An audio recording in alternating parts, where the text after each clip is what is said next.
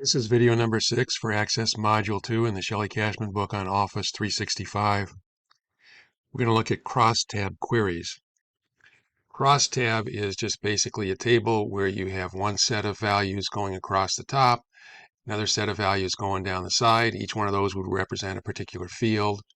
And at the intersection of a row and a column, you have a value that's related to the item at the left side of the row and at the top of the column. So it's the intersection of the value at the top and the value at the left. So we're going to create a crosstab query. We're on page 2-53.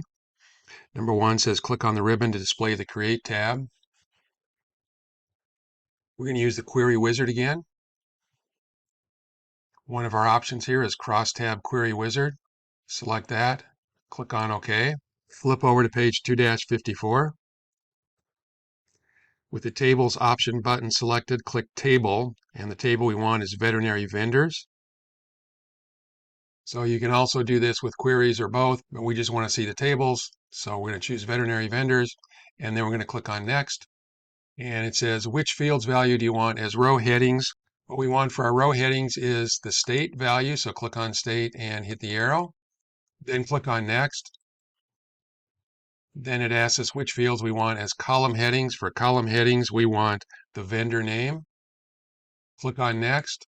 What number do you want calculated for each column and row intersection? We want the cost field, and we want it to sum the cost. Go ahead and click on Next. Click on Finish.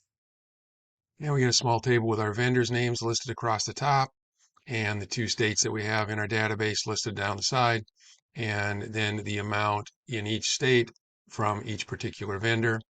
And then on the left side here is the sum. So this is the sum. The $15.75 is the sum of those three numbers.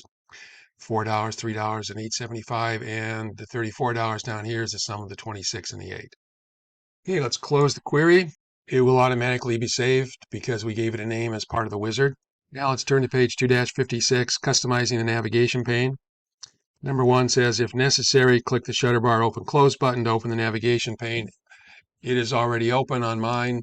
If it's closed on yours, you'll see a little arrow over here. Go ahead and click that arrow to open it up.